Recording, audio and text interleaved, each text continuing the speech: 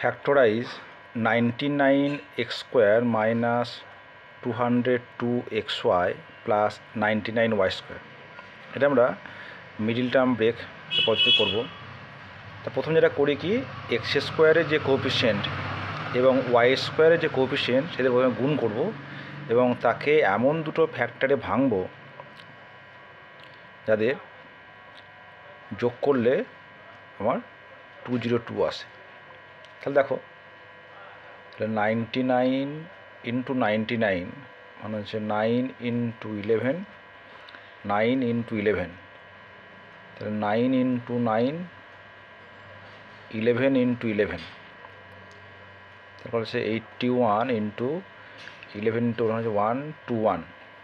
লক্ষ্য করে দেখো যে 121 প্লাস 81 কত হয়? 112, 8 প্লাস 202, 202। তাহলে আমরা লিখতে পারি 99x² minus 121 plus 81xy plus 99y²।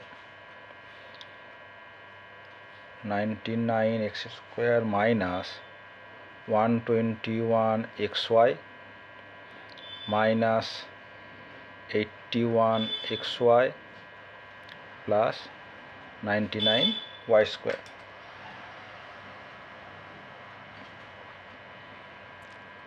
তাহলে আমরা এখন যদি এখান থেকে 11 কমন নিই, 11x কমন নিচ্ছি, 11x, তাহলে কী পড়ে থাকবে?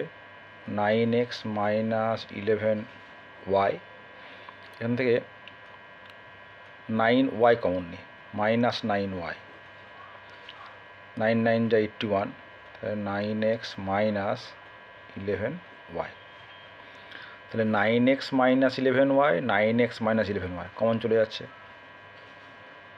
9x minus 11y, 11x minus 9y, এটা হচ্ছে আনসার।